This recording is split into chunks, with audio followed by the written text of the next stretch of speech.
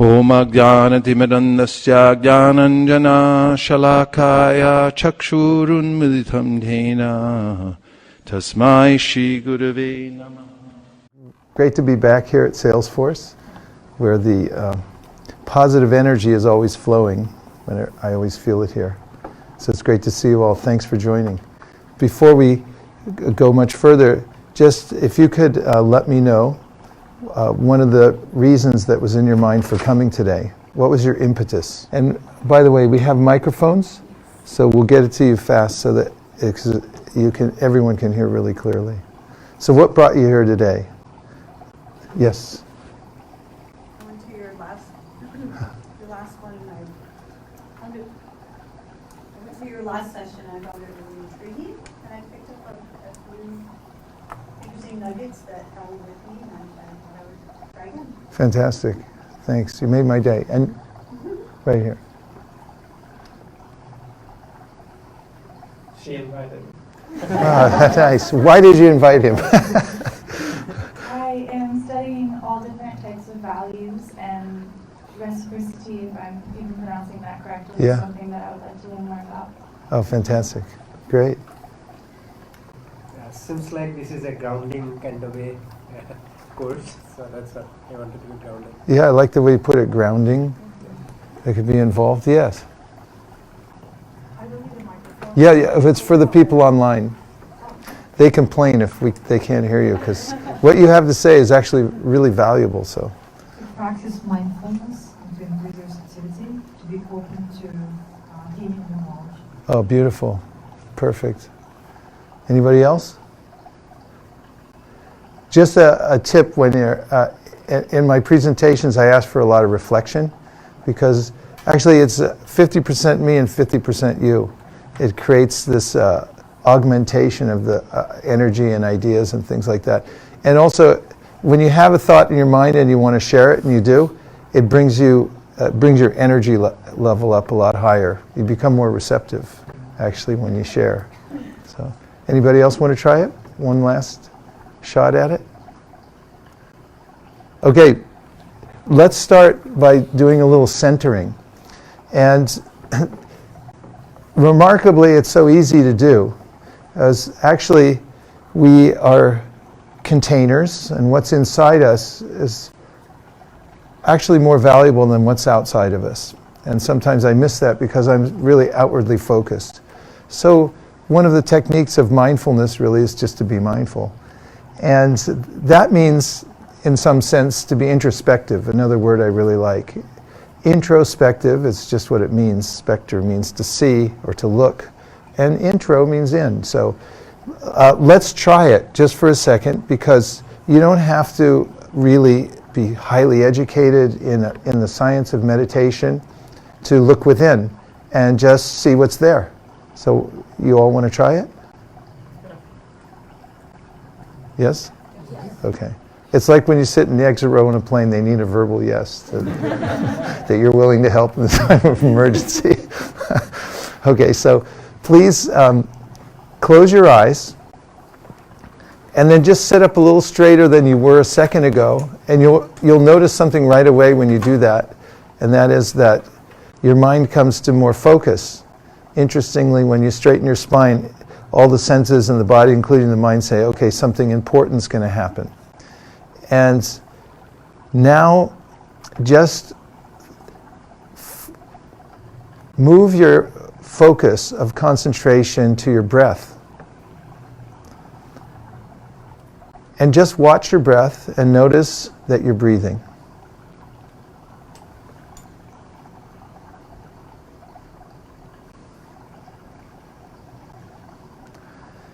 And also notice that your mind has a life of its own, and it will tend to explore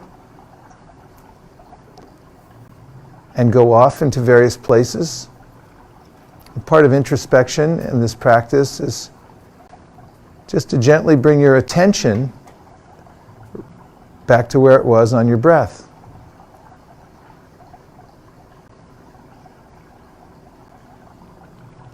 And it can sometimes help when you're breathing to mentally say, out when you exhale, and mentally say in when you inhale.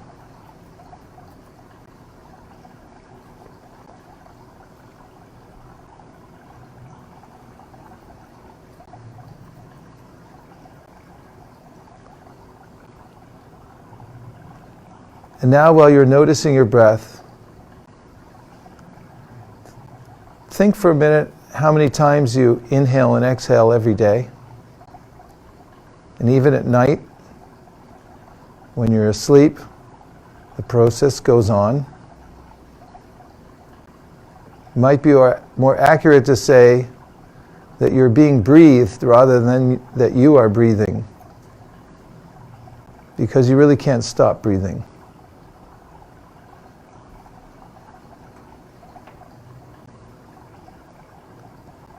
And then just take a moment to appreciate the fact that you do have breath. That is oxygen to breathe. It's coming as a gift.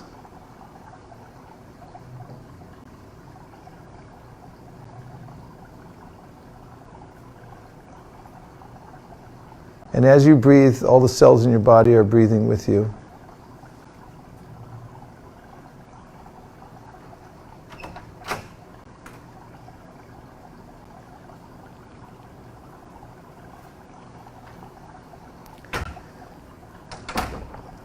And now I'm going to say a mantra, which is meant to bring us to the center, the heart center.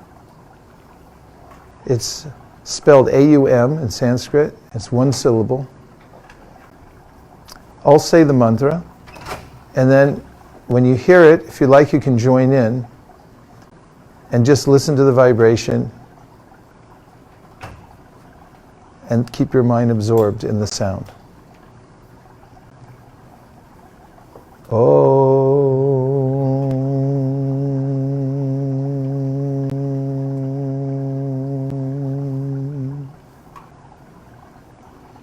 I'm going to say it again. Everyone who'd like to, please join in.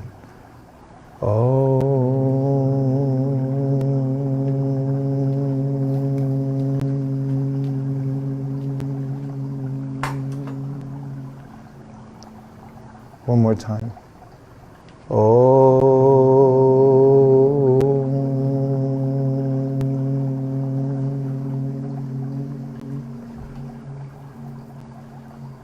And just feel how the vibration goes through your mind and body, and bring your attention back to your breath. And then realize that you have a choice where to place your attention. That is your main freedom in life, to decide where to put your own attention.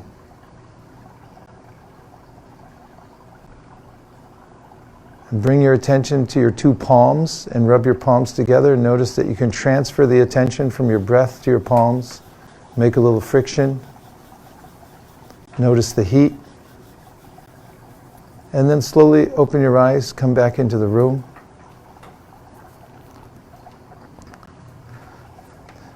And these experiments in introspection are experiments that you can do at any time. Of course, while you're working, you might not be able to close your eyes and so forth, but we can always focus inwardly and notice what's there.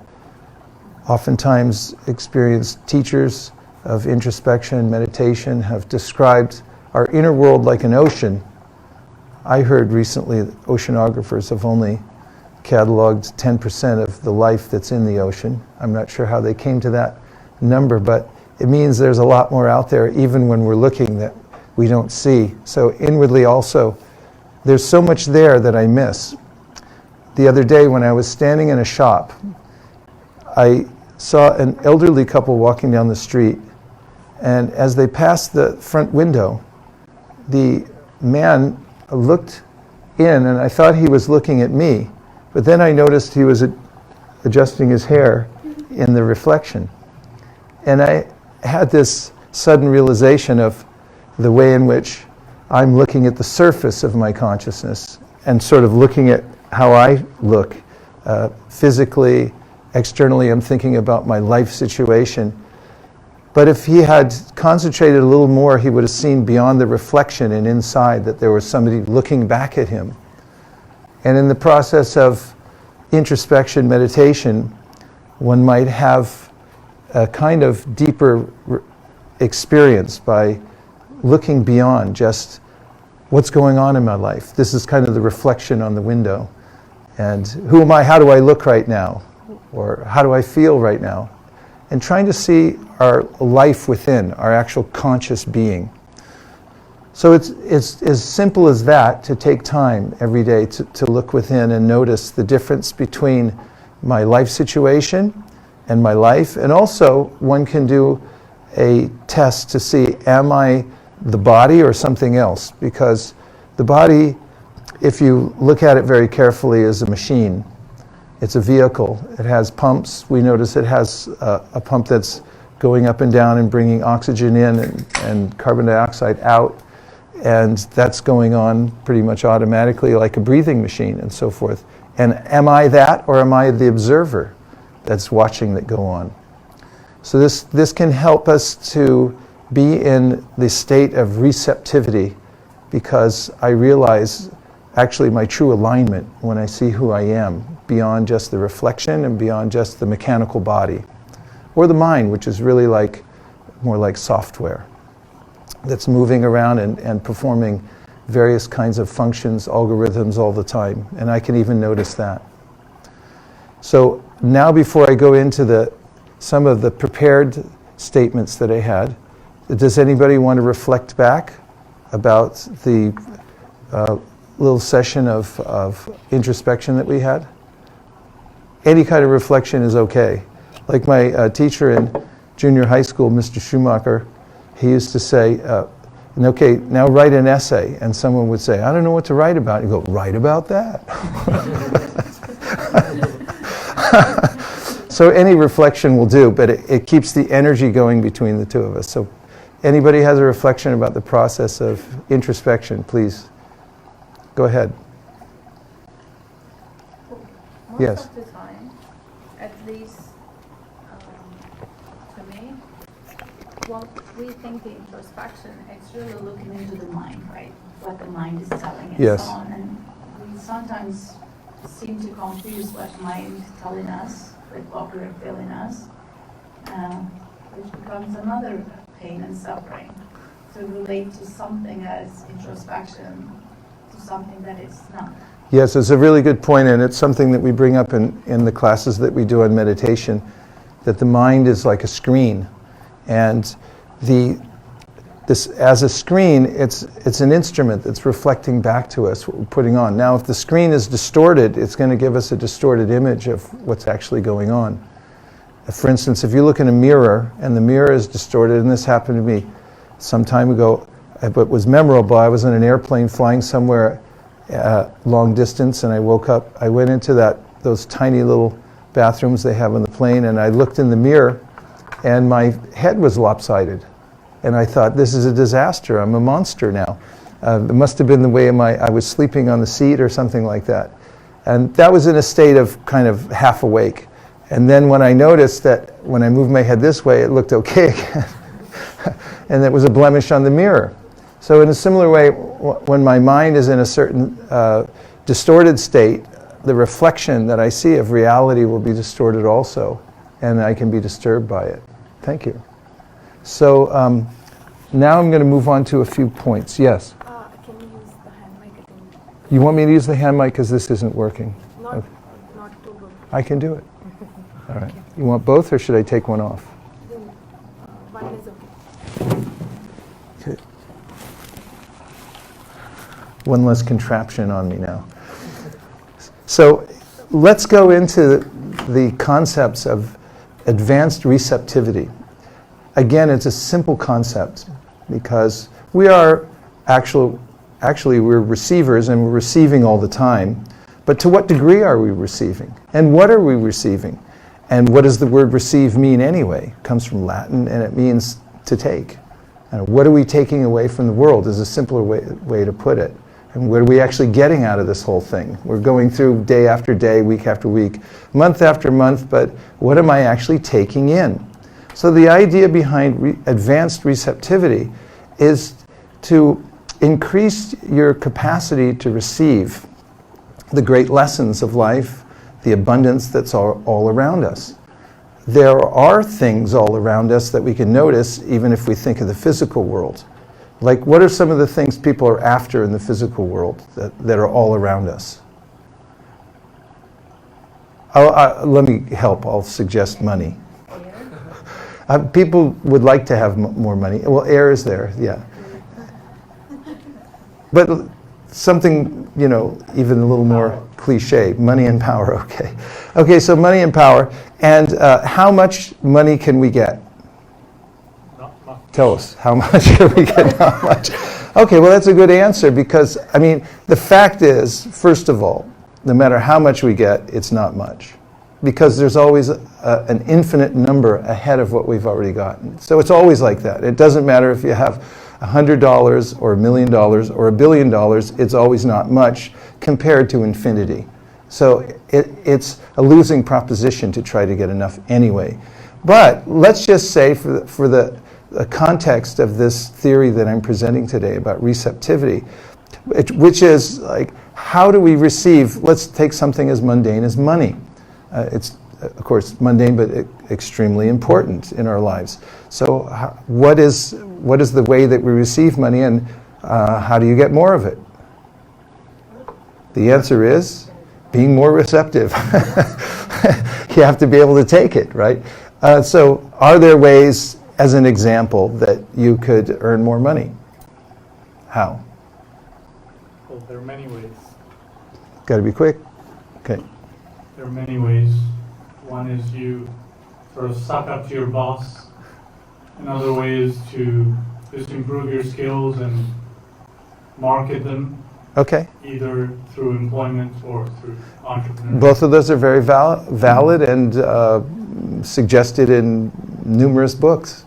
I don't know the terminology, sucking up to the boss, but the fact is that when you're more open and humble with people that you're working with, those who are advisors, mentors, bosses, and so forth, they tend to pour out more from of what they have. And that's a tendency of everybody. And also, what does it actually mean if you get more education? Well, in the context of this theory I'm presenting today, I would say it makes you more receptive. To what? Knowledge, skills, ability, and so forth. You took the time to make yourself more receptive. You're a better receiver, and you're able to transmit more of what you get because of education. Anybody disagree with that? Whew. Okay, we're still in the game. So, yes, please. I did recently read something that there were 4 ways to make money.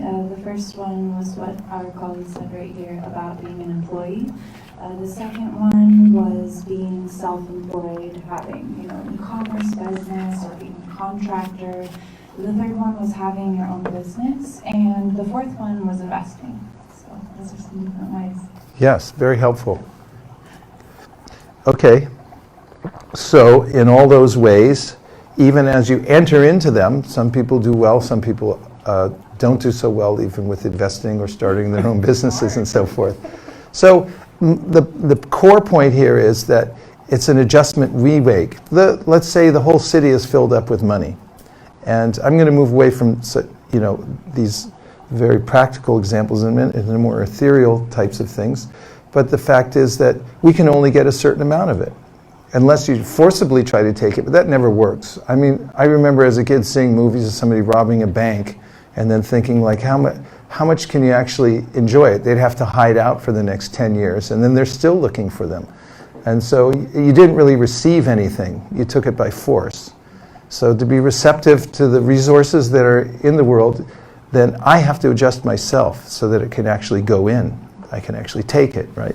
Okay, so let's start with the closures. Closure means that I'm cutting off my receptivity. And I'm going to suggest to you several areas that I close myself down to, that cause me to resist the gifts of the world. And the first one is a mantra that many of you might have heard, which is, I know that. Everyone say, I know that. Or you can say, I already know that. Say that one. There you have your choice, a three-word mantra or a four-word mantra. The four-word mantra, I already know that. So have you ever been in a situation where you're speaking to somebody and they're starting to tell you something, and in your mind you say, I already know that? Okay, 5 people admitted it. I do it all the time. I notice my mind, somebody starts to tell me something and my mind's saying, I already know that, I already know that, I already know that. And whenever you stop talking, I'm going to tell you what I know. And instead of actually listening, I put up this sign that says, I already know that, I already know that. This is one of the ways that I remain closed to the nuance of knowledge in the world. Because people actually are giving me information. Even novices in a science can offer insight from a unique perspective that can actually be helpful, that I've never heard before. But if I take the position that I already know that, then I don't get it. I'm closed. My receptivity is closed. So here are the antidotes to this first closure, and I call these power openings. Life is a mystery. Every moment and every situation is unique. How does that strike you? I mean, just think about it for a moment. In fact, my name, I'm introduced as Vaisesika. It's a Sanskrit name. I took that name when I took vows many years ago in the monastery. And the word actually comes from Sanskrit, which means Vishesha. Vishesha means unique or specific, and it refers to the fact that we live in a universe, in a world in which every particle is unique. Every person is unique. Every situation is unique. There's not one sunset or sunrise that's the same as another. There's not one conversation that's identical to another. No relationship that's absolutely identical to another. Everything at every moment is an unfolding flow of uniqueness. So I just want to know how that strikes you. Have you thought of that before, that every moment is unique? This means to be really fascinated by what's happening at every second. If I had full realization of the uniqueness of everything that's happening to me in life, I'd be fully fascinated by what's happening. Do you agree with the premise that I'm presenting? Okay, so tell me why you think the premise is okay. What is your name? Arvin. Marvin. Arvin. Yeah. No, I just realized a while ago that there are no situations that are unique. I remember reading Kafka a long time ago, and there was a quote, my favorite quote, that struck me, that I chose it by. It's, life is in the moment. Mm-hmm. That's where life is happening. But essentially every moment counts. Life is in this moment. And it struck me that every moment is unique. There's no two moments that are alike. And so I tried, not always successfully, to live like that. Arvid, I like the way you put things. That was really helpful. That point about the uniqueness bringing us into the moment, because that's where we actually are all the time. We're right here, right now, right? And oftentimes I'm thinking of the future, I'm thinking of the past, but I'm never in the moment. So my point here is that to say I know that, how could I know everything if everything's unique at every moment? So this is one of the ways in which to stay open to the mysteries of the world, that anything can happen at any moment. Yes? Yeah, just a comment. Please. So when I heard you say this and your comments as well, comes to mind a meeting I had about an hour, 2 hours ago, where I said just this. Oh yeah, I knew that. I cut somebody off who was giving me perspective, and thinking this through, and I kind of caught myself a little bit. Finish, yada yada, but yeah, I know that. And I in my brain, I kind of threw it off because like, okay, this is something I already know. You don't have to retell me something I already know. But thinking through like this, we run this every day, right? And that particular person could have had just a little bit of a different, unique perspective that could have, if I was receptive to that unique perspective, even if it was something my brain told me, oh, I know that, and stopped listening, maybe I could have gained some different insight to a little bit of something I didn't know about what I thought I knew. Yep. But could have let her potentially finish her story. Yes. So Perfect. And it's lesson learned. it's like a switch you can flip from, turn off the I already know that switch and the mantra that's going in my head. And that makes me more receptive to what's actually happening right now. I mean, to put it in a practical way, you're going to have to listen anyway. You might as well listen attentively and see what's there in the vibration that the person is putting out. Louis Pasteur once said that great discoveries come only unto the prepared mind. So one of the ways that we're preparing ourselves for receptivity is talking about it right now. You won't be the same when you walk out and you hear the mantra in your head, which goes off, I already know that, I already know that, I already know that. And you'll step back just a little bit and be more observant and more receptive to what people are saying. And that's very important because the gifts of the world are abundant and they're coming in at every minute. But I'm not getting all of them because I'm closing myself with the great closure called I already know that. So if I already know that, then I'm closed. And the question for opening is isn't the world unique at every moment? And therefore, how could I already know something? At every moment, it's unfolding. How can I claim to already know that? The second closure is I have something. So if I already have something, let me put it like this. If somebody offers somebody and they go, I'm good. If you're already good, you don't need anything else. You're not open to receive. There's a way in which I can easily feel satisfied in the moment. In New York, they call it copping a lean. Have you ever heard that? It's an old phrase, probably from the 70s or something like that. But let me give you the image. So it's a nice day, and you're driving in your car. Maybe it's a new car, and you got the window down. The music's up loud, so the endorphins are going. And you just put a deposit in your bank account, got a full refrigerator. You lean out the window, and you're driving with one finger, and you're thinking, I'm good. I got everything. So this idea that that's called copping a lean, because you're leaning out, and that's your profile. Like, I'm good. I got everything. When you have everything, then there's nothing more to come in.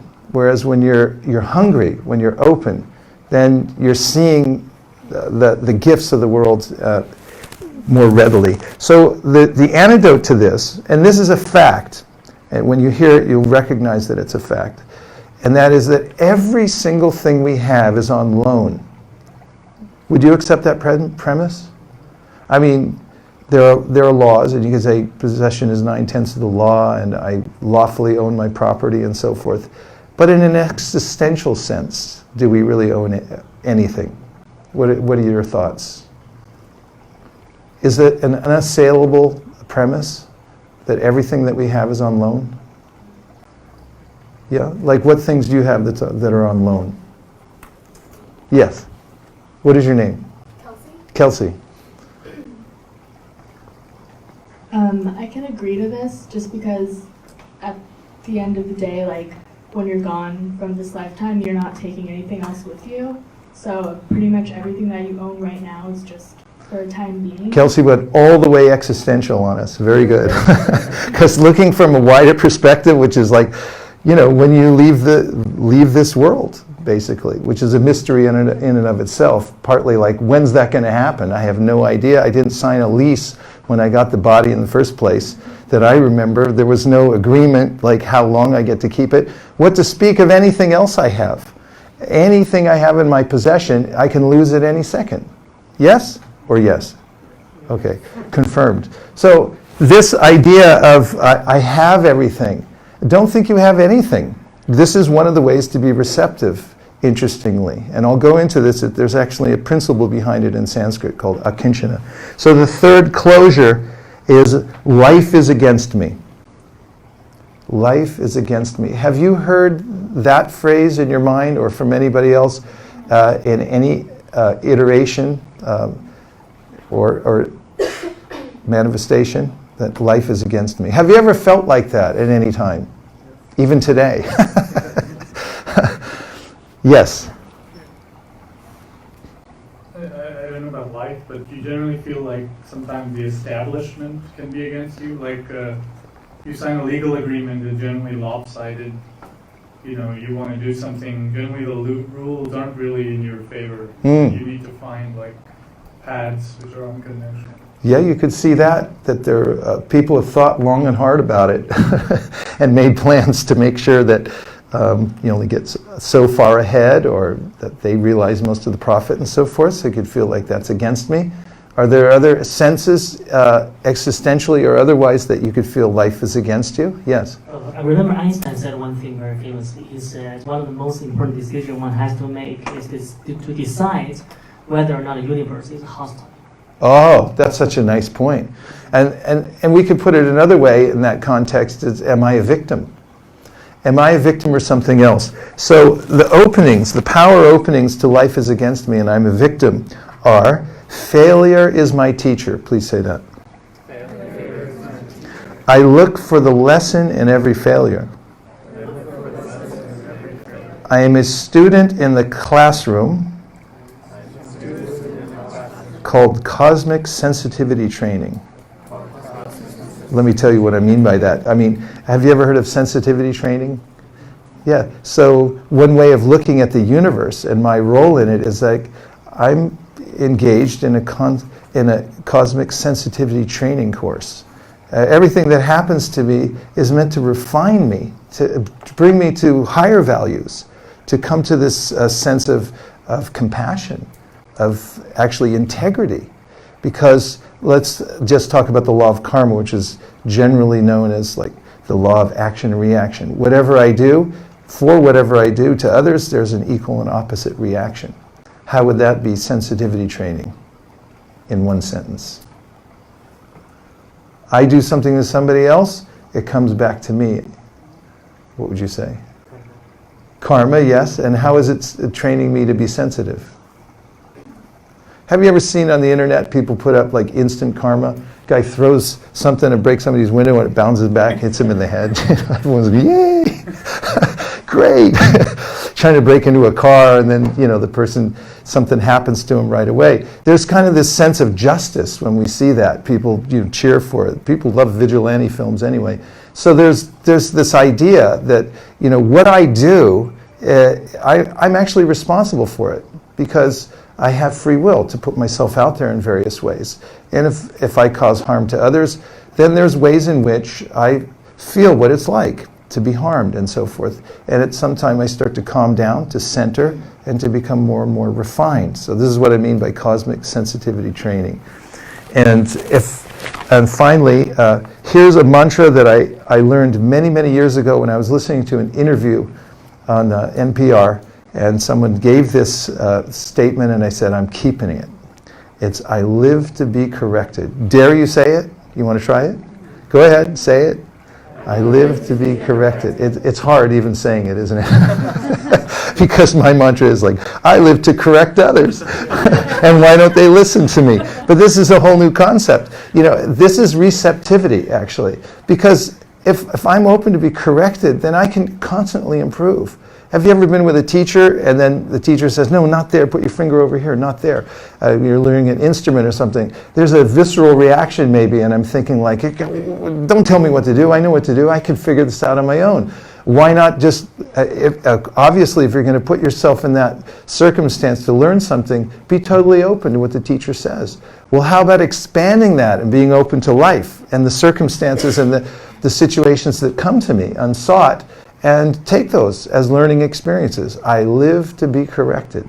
So when I heard that, the person was sort of unceremoniously, it was on Michael Krasny, and there was a person from Oklahoma, and he was speaking about a particular circumstance, and he said Okies. Now, Okie is kind of a slang for being from Oklahoma, but the guy's from Oklahoma, so I guess in the realm of political correctness, he had a right to say it. But Michael Krasny stopped him, and he said, no, you can't say Okie because people might take offense. And he goes, okay, I live to be corrected. And in that moment, I realized the beauty of that mantra. And now you can use it too. If you have a relationship with somebody, you'll really surprise them the next time they straighten you out. And you say, yeah, keep saying it. And you'll notice that it changes the flow in your life from blocking to actually taking in. It's remarkable how much can be done with that mantra. Okay. Now, since I really know how to chew up a clock, here are 6 principles to receiving. And I'm going to go through these since, unfortunately for me, I have a limited amount of time with you today. There's 6 principles that I've listed here, and these are researched from various wisdom literatures and also from modern secular wisdom, and the two have a nexus. And here they are. One is called the humility principle, and this is based on an attitude that I'm not the controller. So if I have a concept that everything should go my way, which is basically that I'm the controller, and I'm making the world move, and I have a plan, and it should go according to my plan. Have you ever felt like the world should go according to your plan? Has the world ever gone against your plan? From time to time. When it moves really rapidly against your plan, then you call it a disaster. When it goes gradually against your plan, then you call it the grind of life, and so forth. But if you take a completely different perspective in life and say, I'm not the controller. I may have some plan, but I'm really open to the way the world moves against me, because I'm not the one who gets to make the ultimate plan. So this humility is kind of a way of keeping yourself in a position where you can receive. So if you have a pitcher, let's say, and you're going to pour water into the pitcher, you have a glass, and you're going to pour water from the pitcher into the glass. Where does the glass have to be positioned in order to receive the water? Above or below?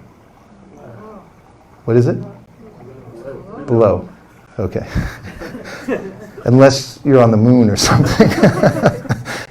Unless there's zero gravity. Okay, yes. So you're going to have to pour it down. So the idea of humility, actually, one might think, I have to be the controller, I have to control every situation, and that means I have to be above everybody, and so forth. But if you actually put yourself below, you're in really a better position. Because from that position, what's being poured out is something that you can receive. And if you keep yourself hungry, now there's a branch of the wisdom literature called the Vedas, which is called the Ayurveda. It's very popular nowadays. It's a way of balancing the various elements in your body so that you stay healthy. And it's basically a lot of herbology and diet and things like that. And so in that science of Ayurveda, the idea is that digestion is really important. When your digestion is strong, then the rest of the body can take in nutrients. It's receptive to them. But when your digestion closes down, then the rest of your body suffers. So in the same way, when you keep yourself hungry and humble, there's a way in which you can actually digest what you're getting.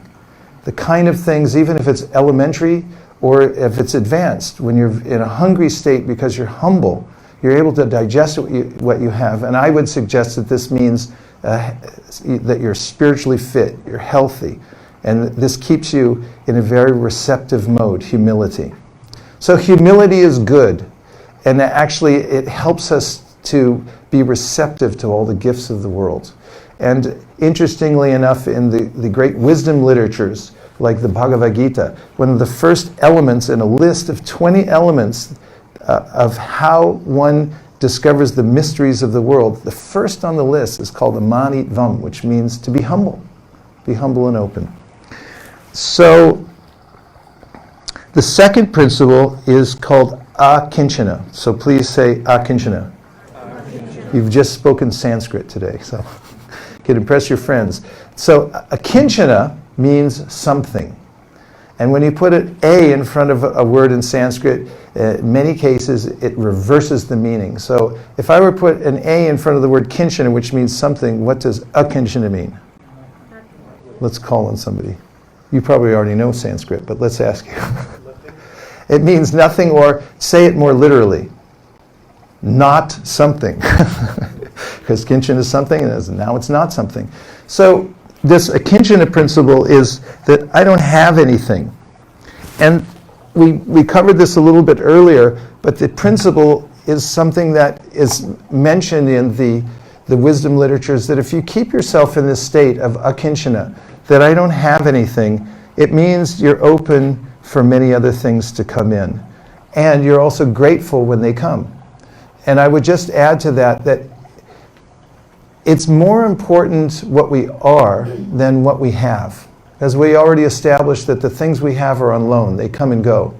But when we're more aware of what we actually are, compared to the things that we have right now, we put our priorities in a way that we can get more, that we're receptive to the gifts of the world. Okay, so that's the first two principles, and I'll just take a little feedback on those, means a reflection or two, before I move on to the next four. Yes? Microphone in the back? Oh, go ahead. 1, 2. One, you go and then she'll go. Okay. For humility, I think for a person who's really confident and comfortable, humility is a great lesson. But for someone who's already suffering in inconfidence or uncomfortability, I think how can they accept something like humility? Wouldn't that make them more depressed? Well, there's a difference between humility and lack of self-esteem. And you can see the difference because humility doesn't necessarily mean at all to be somebody's doormat, to tolerate bullying, and so forth. What it really means is to understand something, and that is I'm not the center. I'm not the center of everything, and I'm not the controller. If somebody has low self-esteem, on the other hand, they can fall into depression, and part of the reason that they're feeling like that is like, why can't I be the center?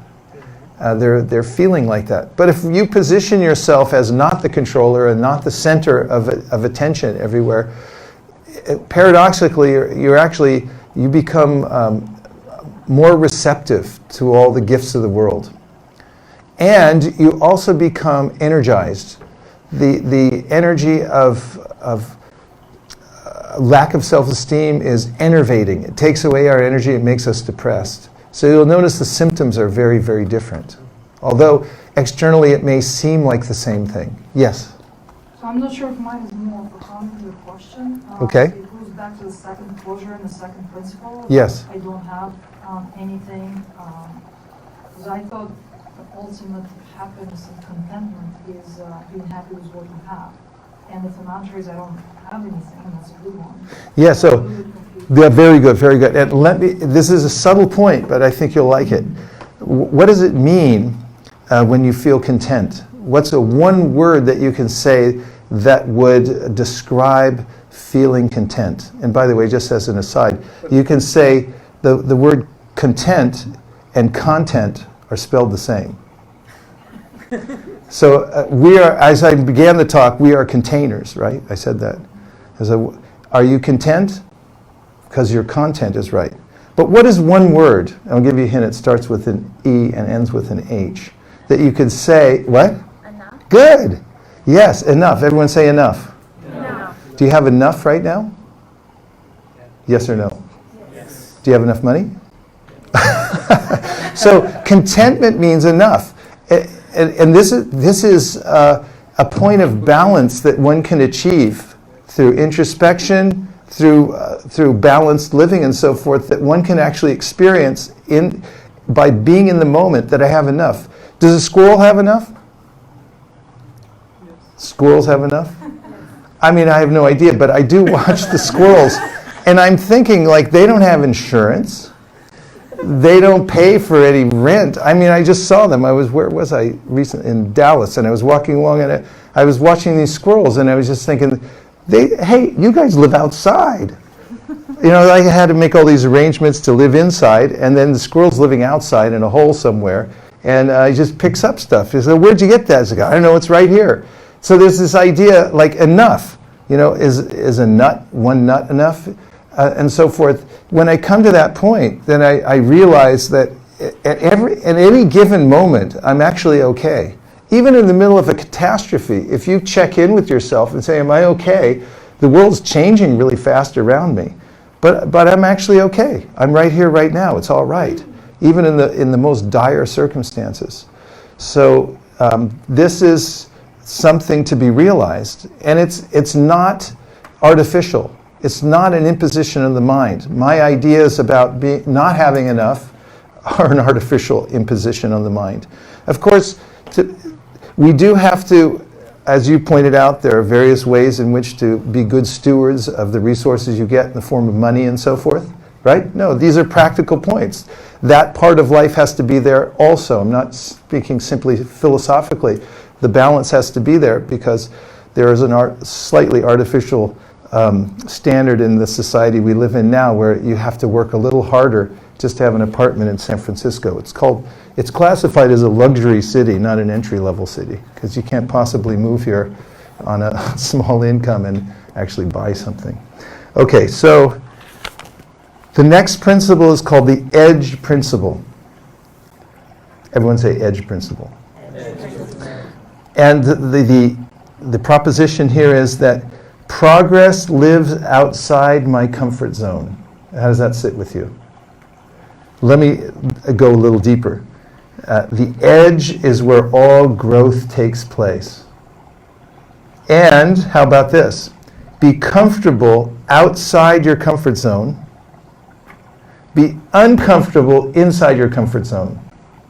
So when you find yourself in your comfort zone, which is illusory anyway, because you're going to be moved out of it sooner or later anyway, you should feel uncomfortable because all progress takes place outside your comfort zone. Now, I'm not advocating wearing a horsehair shirt all day so that you feel totally uncomfortable or something like that, because I've heard in medieval times people performed all kinds of austerities to keep themselves uncomfortable.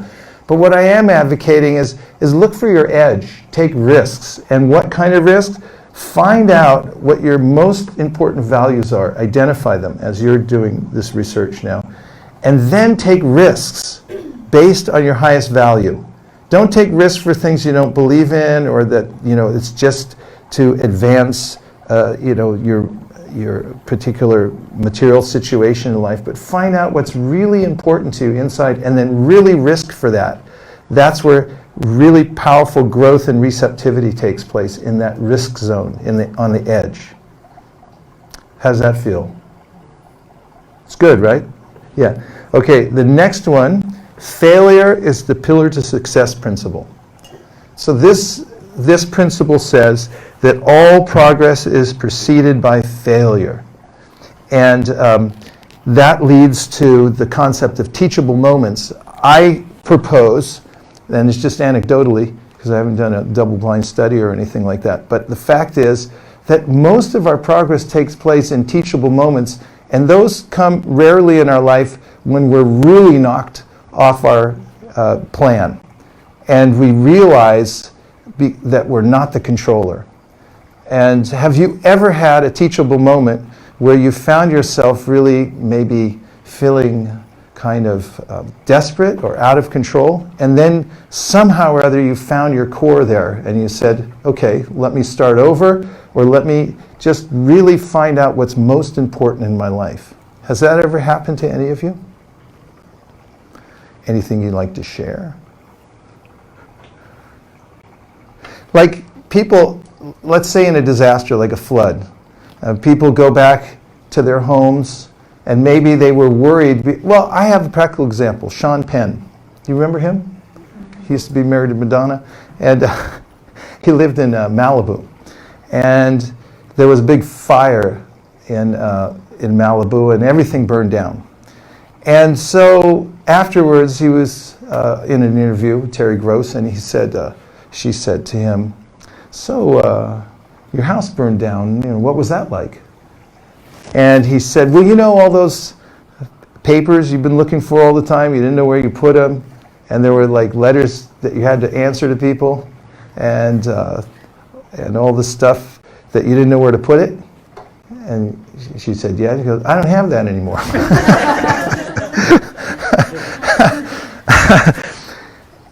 When we're really pressed, and you'll notice that like maybe there's a big flood or something like that, what do people save when they go in the house? They got 10 minutes to grab everything they possibly can. What do they save? Passport. Let's go a little higher than passport. I mean, yes, passport, but kids and dogs, pigeons. Pigeons before passports, definitely. I mean, I don't know if people keep pigeons as pets, but anyway, they take the bird, they take the alive thing. We naturally do this. We gravitate towards the thing that's most important, and we look for that. So in teachable moments, we come back to our core. Otherwise, I kind of get absorbed in all the life situation and all the worries, and what if this happens, and what if that doesn't happen, and there's combinations and permutations and millions of things that my mind's concocting, and I forget about being right here now. But when I really get socked, then I can come into my teachable moment. Now I'm proposing you don't have to get socked. You can actually come to that point of thinking like that and being totally receptive to the world, and in that state being in a teachable moment all the time. But certainly when we do have circumstances that warrant it, we take advantage of that teachable moment. So the next one is the appreciating capacity principle. It's one of my favorites. And it's epitomized by this quotation from Voltaire. Appreciation is a wonderful thing.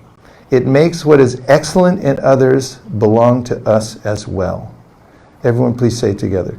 Appreciation is a wonderful thing. It makes what is excellent in others belong to us as well. There's another saying that I like. It's kind of witty. It says, whatever you appreciate, appreciates. And that is, if you put your attention into something and you appreciate it, it grows in your life. So this principle says that if you're able to appreciate others' good qualities rather than become envious of them, is it possible to see someone that's more expert than yourself and to think, why him, why not me? Is it possible? Yes. Okay, I'm glad it's not just me. So, see somebody's very expert, has good qualities, and I can think like, I wish that guy wasn't so successful. I wish that woman wasn't, the words she was saying weren't so eloquent. It makes me look bad. Because they're so good, now I look worse, and how will I ever be like that? But the actual principle is that if you're able to clean that envy off the mirror and appreciate what they're saying, say, this is wonderful, a quality that this person has, then it's like the contents of that person's heart and the hard work they put in to come to that point, it actually becomes available to me now. It's an amazing principle of receptivity, but the fact of the matter is, when I open my heart and appreciate somebody else who has some good quality, I get that. I can also take in that quality. Whereas if I become envious, it blocks it all, and I don't get anything. I walk away completely empty. I'm just thinking like, why him, not me? And by the way, I hope he crashes on the way home. So there's one less, qualified person in the world. Okay, and then the final principle, and we'll take a couple of, is the sincerity principle. Then when we have integrity, which means my inside matches my outside. I'm not saying one thing, doing another, but I try to have congruency and match my inside with my outside, especially in my speech.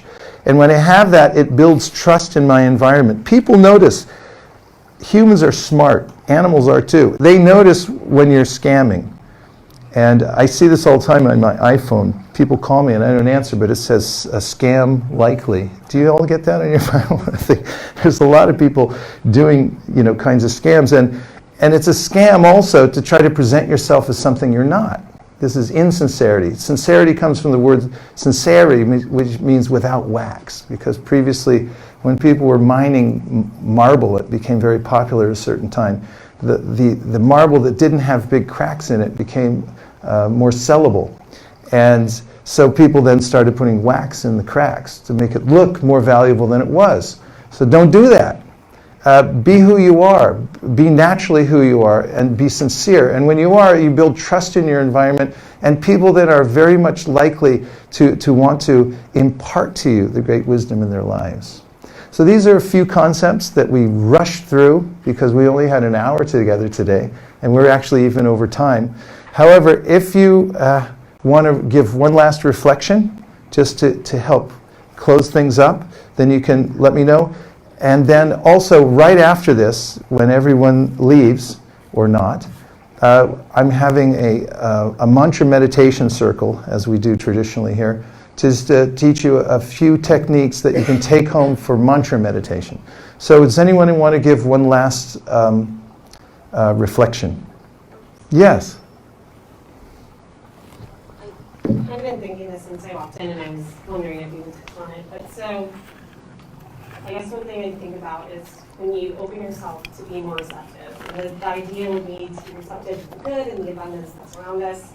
How do you not become more receptive to the opposite, right? To the negative, to the not good, to the lack of abundance.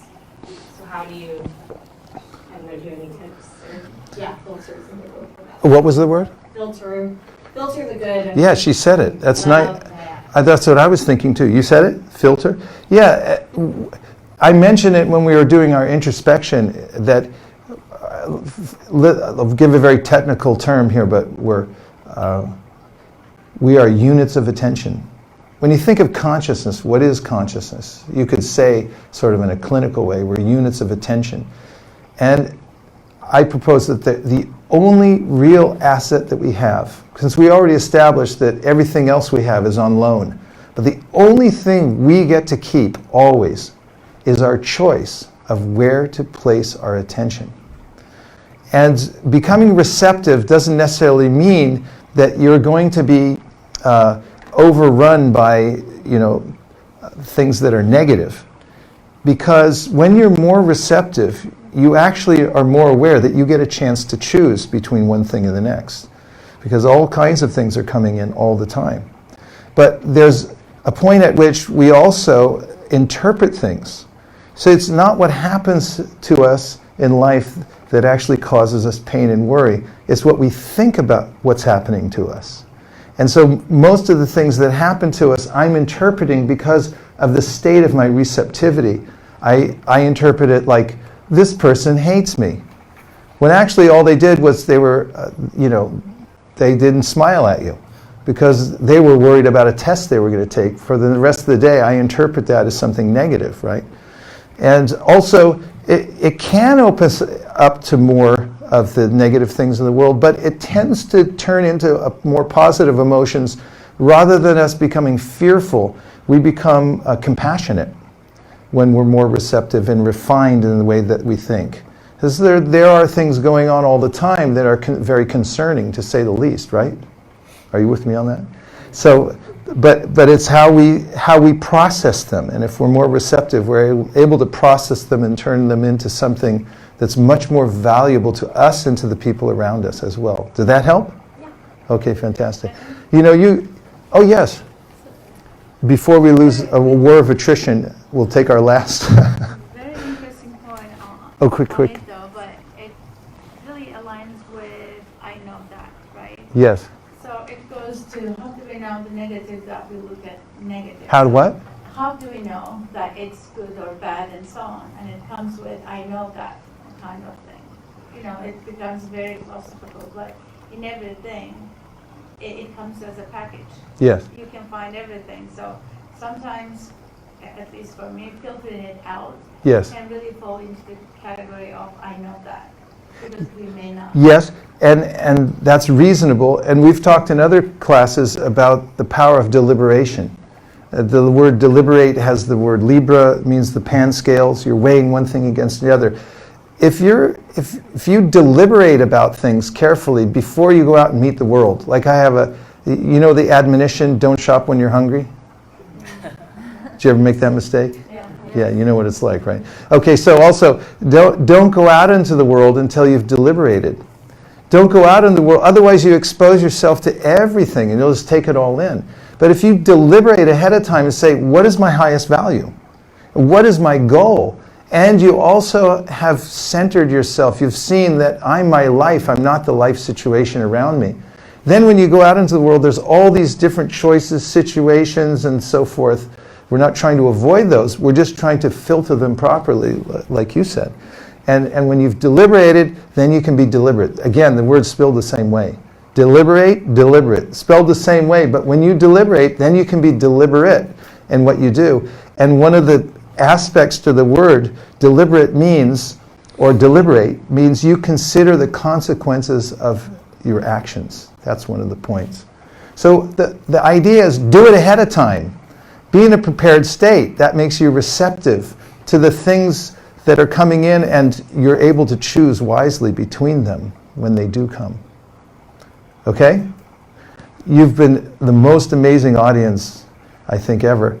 And actually, you know, we're all together, so it's not really audience and speaker, but it's been a very edifying period for me. Thanks for giving so much of yourselves and coming in and giving your valuable time.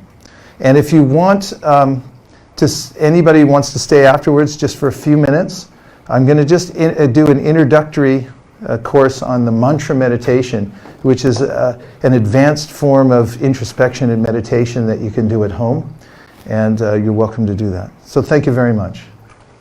Yeah, thank you. Nachari Armarman, Nachari Armarman, Nachari Armarman, Nachari Armarman, hey, Nachari Armarman, Nachari Armarman, Nachari Armarman, Nachari Armarman.